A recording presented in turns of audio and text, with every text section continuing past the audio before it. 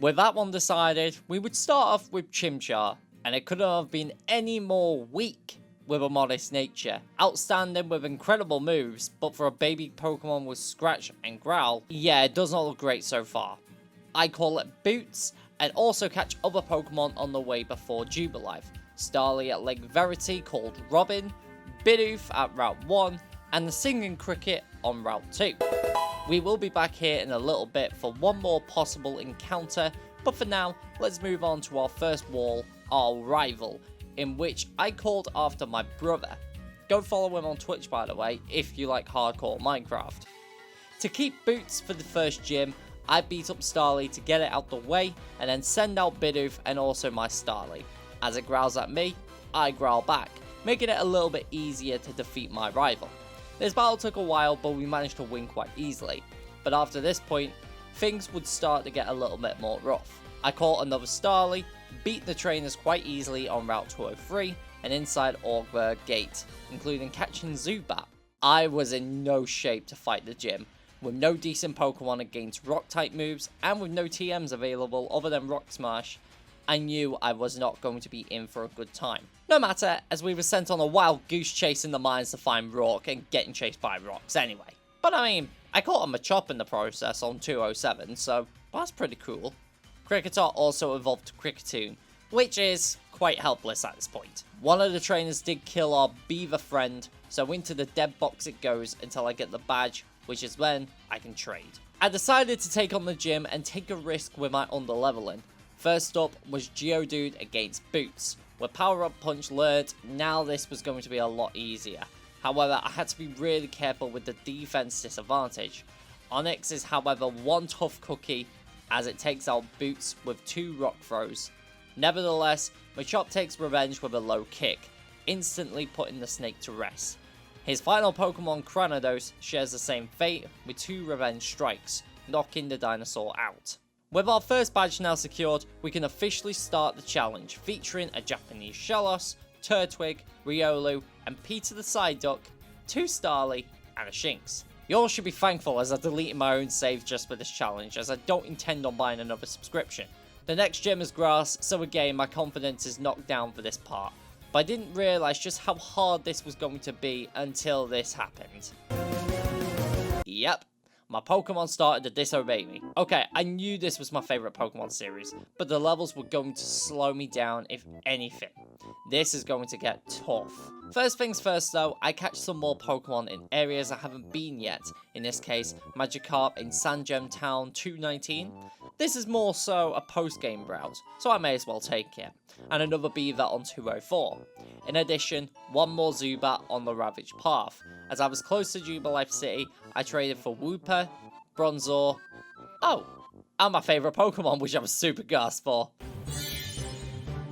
No way! Oh my god, oh my god! Yep, that made my day. And insisting that I was not going to sacrifice my Eevee throughout the whole run, we make haste towards Floroma Town. The trainers weren't too bad either. Either 1 or 2 hit KOs on the opposing Pokemon, although the Pachirisu twins did give us a little trouble. We had a run-in with one of the grunts, and I did lose Riolu as it decides to not listen. This was going to be my downfall until I can get the second badge. Eevee comes out and finishes the cat off being level 9. It will always obey for the time being. I skip all the grunts in the Valley Windworks and go straight for Commander Mars. At this point, Starly evolves to Staravia, so Intimidate will become useful against her ace, Purugly. The cat gives us a lot of trouble, and the loafing around does not help. So with this in mind, I give myself more time by swapping between Shinx and Staravia to make the most of the lowered attack stat. This does not go to plan as we get a critical hit scratch. We're in a dangerous position, so the whole team had to simply chip away, but end up hurting themselves pretending not to notice. Even the Overgrow Razor Leaf didn't dent, so I was getting worried. Peter does confuse the cat, but it wasn't enough and goes down. And out comes Shellos to finish the Fat Cat, as well as finishing off Zubat with Staravia. At the very end, Shinx evolves to Luxio. However, this isn't going to be a huge risk now. Gardenia's ace Roserade is level 22. If I got my Pokemon to that level, it is 50% plus 1 level, resulting in 62% of not obeying. To make my life a little easier, I simply run around the trainers to farm experience to the level cap in Eterna Forest. Oh, and I also try to... You silly bitch, why would you do that? I did catch the other Baneri though, so that's another Pokemon to trade. And one more plump mouse. I don't know about you, but this is stranger danger right here. Oh, Phew, you're a trainer too. Oh, I mean, the piano scared me a little. I won't lie, as I'm writing this bit, it's 3 AM, and I really wanted to get some sleep. But thankfully, our bird manages to yeet all the grass Pokemon out the way. Without killing the turtle, I promise, #save the turtles. Oh, and I also got to eat some cherries too. Yum. With our second badge obtained, all our Pokemon will now obey up to level 30. Plus side, the next gym we can use Hidden Move Fly. Downside, we have no Psychic Pokemon for the next gym, Fighting. But we have another wall, and that's Team Galactic. All the grunt trainers consist of Bug-type Pokemon and Zubats, which I'm fine with. I'll let Luxio and Shellos deal with the majority in double battles, climbing our way to Jupiter. Her Zubat is fine and easy to deal with, however it's her ace I'm worried about, Skunk Tank. And this thing is tanky. Intimidation won't work due to the special moveset, and I realistically had no good Pokemon to deal with it. What's worse is that I was quite underleveled and I was basically with baby Pokemon.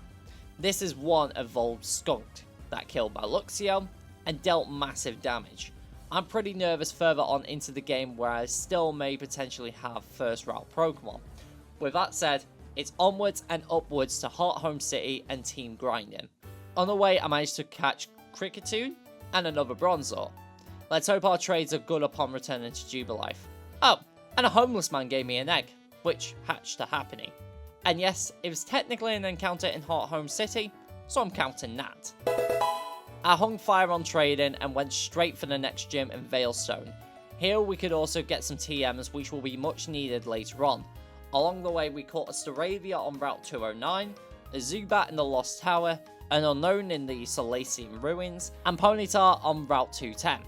In addition, Eevee evolved to Espeon, and that name evolved as well to Masquerain. Both Pokemon would strive in the fighting gym. We slowly but surely solved the puzzle without too much drama from the Black Belts. I'm just a 10-year-old kid, don't chop my bottom! Maylene is up next, and if anything, this was the gym I was fearing the most. But Espeon made it look easy with Psybeam and Dazzling Gleam, taking advantage of the 130 special attack stat, taking Meta-type and Machoke down quite easily. Lucario had to stall to continuously intimidate, but we walk out not too beaten up. Oh, and with the third badge as well. And also, I got a Pet Staraptor to fly back to Jubilife and secure more trades. We got ourselves a Feebas, Mightyena, Magikarp, Ralts, Mareep, Machamp, Houndour, Trico, Vampy, and our second Shinx evolved to Luxio. I headed down south of Heart Home City where I can secure a couple more encounters. And by a couple more, literally a flock of birds. A few encounters later and a few level ups, we were ready with the new team and a solid plan. I needed to make sure I can hit hard on Crush Awake's Gyarados with a Thunderbolt from Fluffy and a Giga Drain from Gravile. Wake's Floatzel retaliated, killing my Ralts. However, it was no problem for Grovyle to take it down once its HP was getting low. With that said, we're officially at the halfway point with our gym badges, and all is going well. The level caps are also lower than the Obey levels, so we can only go up from here. Meanwhile, I have 8 different encounters in the Great Marsh to acquire. However, I was only able to catch Budew, Starly, Quagsire. I mean, on the plus side, my girlfriend was amused abusing this whooper. Oh, come on, he's not angry. Look at that big smile. Oh, eventually we got back on track and traded for a lot of new Pokemon. And with only 5 deaths, this should start to get a lot easier. Haha! Caught red-handed. You are under arrest. Bye, have a great Stop! time. Pokeball. Oh, Zach, not now. I'm your rival. We have to battle. No! Why do you have to be stronger? With that out the way, Houndour evolved to Houndoom, and we finally caught up to our criminal. our dog chasing the cat away. I can make these side duck disappear. Abracadabra. Cynthia asks if we can return a charm to her grandmother, which we accept. And this route was extremely hard to maneuver without defog, and I cannot remember where it was. But you know what? I'm proud of getting through it without using defog. Even if I fail or pass this challenge, this is something I could call an achievement. You are under arrest or in possession of explosives. You have the right to remain silent, but anything you say may harm your defense. I'll shut you down in a Pokemon battle. You want to mess with me? Yeah, I will. I'm just gonna let him go. I'm probably the worst cop in the world. After that intrusion, it was finally time to carry on with the challenge. But first, some trades. Oh my god, a Metagross, come on! Oh no, why are you so high leveled? Okay, I'll take another Feebas. Bye-bye, Mr. Rock Monster. Okay, I'll take a frog, let's go. Yes, it's level 22, come on. I don't need another Trico. Bye-bye, what? I'm getting a Dragonite. Wait. Don't get your hopes up. No, I can't use it. A load of unfortunate trades later, it's probably the right time to take on the Ghost-type gym. And Ampharos will be good against Drifblim, but also Houndoom and Mightyena will shine as well. I skipped all the trainers and went for all the right answers as I knew I would overlevel. After getting an 8 in our maths exam, we arrived at Fantena's arena. And exactly how I predicted, Drifblim goes down in 1, Gengar takes 2 hits, and a switch to Espeon, who barely hangs on with 1 HP. That scared me ever so slightly. A switch to Houndoom later as a Miss Magius vanishes, and all it took was a beat up to secure our 5th gym badge. And Grovyle evolved to Sceptile, which was perfect for the speed and special attack boost. The next gym is Steel, all physical defense bulks, so a team of special attack sweepers will be required to take it on. It wasn't too long before... No! There are quite a few battles I need to do on the way up towards the gym leader. Most of them involve Steelix with Sturdy, which might become a problem if they knew Bulldoze. Even if my Houndoom is strong, one ground move could prove fatal. With Onix in some trainers' teams, I turn to Sceptile, who will be able to dominate with strong Giga Drains and occasional Leaf Storms to finish off. In no time at all, we were already at the top to challenge Byron. He starts with Bronzor, and one Flamethrower easily takes it out. Steelix is up next, and I make the turn to switch to Sceptile. Giga Drain and Leaf Storm was all it took to put the snake to rest. Byron's Steel Triceratops, shall we call it, is last. And while Mightyena's Mud Slap is not great, Bastiodon is 4 times weak to Mud Slap. My Frog is still really underleveled, plus physical attacks aren't ideal. Once it was low enough, one more Leaf Storm from Sceptile finished it off. We now have 6... What was that? It seems as though Team Galactic set off the bomb, killing all the Magikarp in the process. Again, to stop my Pokemon from overleveling, I started using other Pokemon in my box. And by other Pokemon, I mean my now evolved Luxray, who swept through the entire section of the game. Although Mannequin saves the run game when Saturn's Toxicroak comes out to spoil my fun. A couple of air cutters later and the Frog is down. However, their plans are getting dangerous. As Team Galactic hold the Lake Trio, Professor and Dawn hostage, they take out my Riolu, which I wasn't too fussed, as I've got a load of dogs anyway. Oh, my hero! Not so fast, he's mine! Word of advice? Get your cat on a diet. Mars got dumped, and our Frog evolved to Jiu-Jitsu Frog. And just before we take on the Ice Gym, more trades were completed. I received Kabuto, Camelot, another Ralts, and Duskull. I actually could do with a water type, so I'll be grinding the little fossil up for a little bit. And I caught Medicham for one of our last trades of the game. With timing and precision, you can beat the Ice Gym without getting into any battles. Once the path was clear, it was one easy fight against Candice. I changed my team to add my now evolved Infernape to take down. A lot of flame wheels later, and it's a nice easy sweep. I wish I could talk about the fight more, but it ended in 3 minutes, so... Off to Galactic headquarters after Zack lost to Jupiter. And now that I look at it, she looks like my Jennifer when she dyed her hair. This was actually really easy. The grunts just used the same Pokemon and moves, so let's just move on to the top. Mr. Bossman. I actually love how they just call him Boss. Alright Bossman, can I have your Master Balls? The fight was again quite simple. 2 Thunderbolts from Ampharos against Golbat and Murkrow. and a flamethrower from Houndoom. With that, we got a Master Ball. And we can finally proceed in saving the Lake Trio. Oh, I'm going to crush you for humiliating me at the lake. That's child abuse right there. The fight was very similar to the last one. A one-hit KO payback on Kadabra, a sidekick on Toxicroak, and a flamethrower on Bronzor. I don't know what's more embarrassing, your team or your hair. Afterwards, they make haste towards Spear Pillar, which the Poke Police chase after. I had to be really careful with leveling, as 49 was the cap. Zack finally lends a hand as I get ambushed by Mars and Jupiter. I sent out Ampharos to deal with both Bronzor, and a quick switch to Toxicroak to avoid any poison damage from the rebellious skunk, and also better defenses against the obese cat. However, they take on Zack's Munchlax and Staraptor as we chip away to take down their races. Once they were done, it was up to my Espeon to finish off 2 Golbat. We all turned around in shock when we saw what came to Sinnoh, and what was standing there? Palkia, the Sparshul Pokemon. I mean, if someone traded a Dialga for Palkia, I'll happily have that. The red chain breaks and Big Boss Man fires us. He now has a Gyarados and outspeeds my Dragon Sheep, but also tanks a 4 times super effective Thunderbolt. I switch to my Frog, who barely holds on after an Earthquake, but a Poison Jab later calms down the fish. Weavile is up next and I swap to Houndoom. Again, we barely hold on as we use Flamethrower, who just survives. As he heals, I take the speed advantage and special attack stat of Sceptile, and a Leaf Storm sweeps Weavile. Finally, Ampharos deals with Crobat? In the script, he says he isn't friends with Pokemon, yet Golbat evolves with high friendship? Mr. Bossman, you're a liar. Anyways, we save the world and Kabuto evolves to Kabutoss, which would be fun as I've actually never used him before. All that's left is Palkia. Yeah, this one will be easy.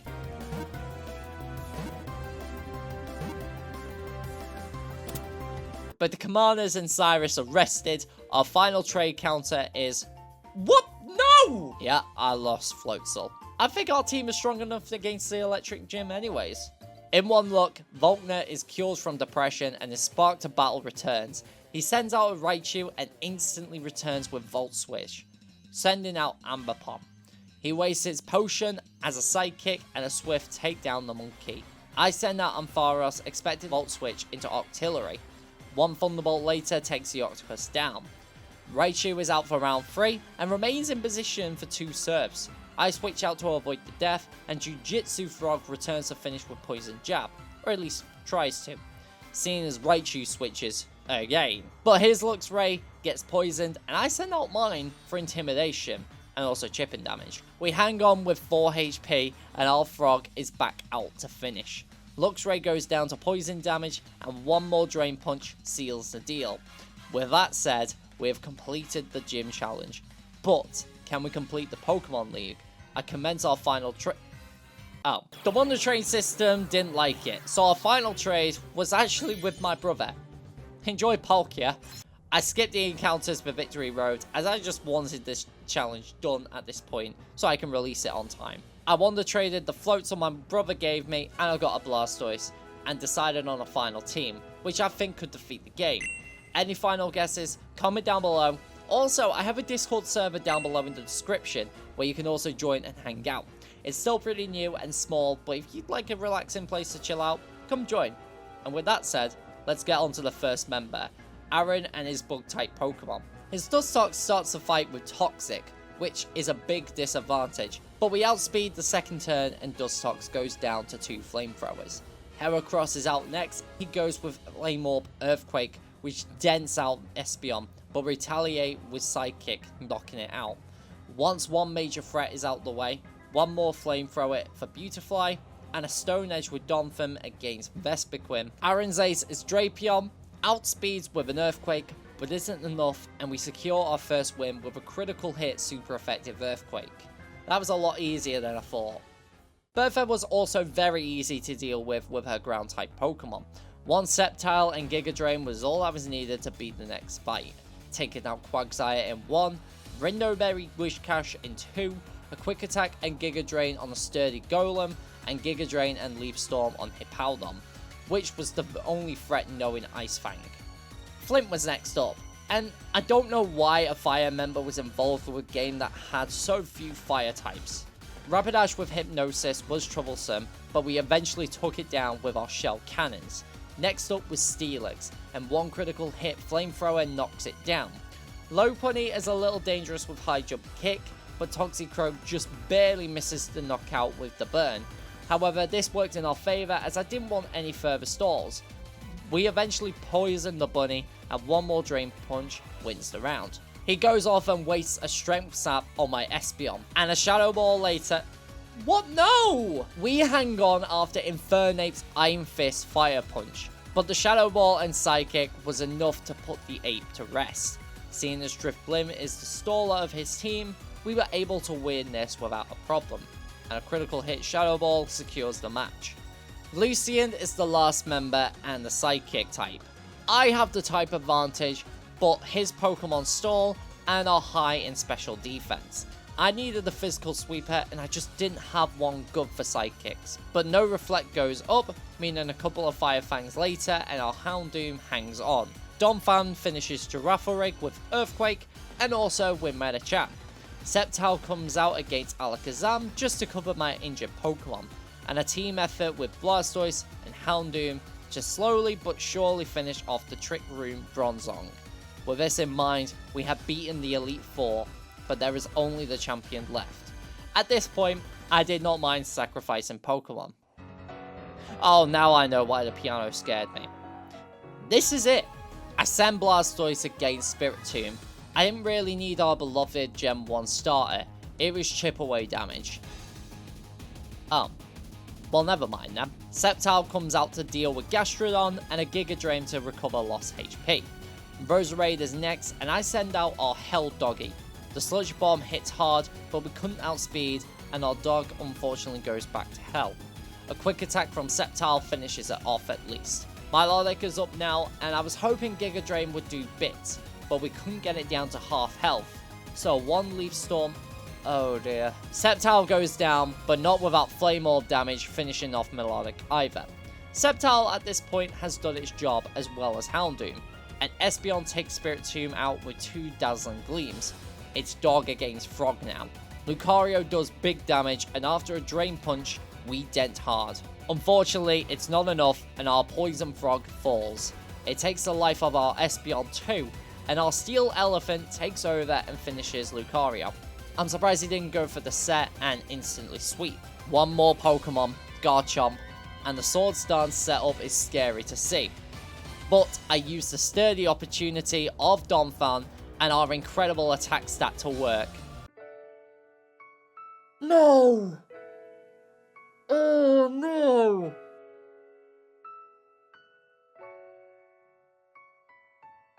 I could not believe what I just witnessed. We were potentially one move left from beating it all. We white out, and that was unfortunately our run over at the very end. I literally sat here for 10 minutes in disbelief, and then broke down. I know a few things I could have done differently, was a much improved moveset for a lot of Pokemon, and potentially saving the rare candies until the very end to get to the level cap at the end, which I unfortunately didn't. I might give it another go in the future, maybe a live stream or something, but gutted truly isn't the word. However, thank you all very much for watching. I do hope you enjoyed this video, and I'll see you all in the next one. Bye bye!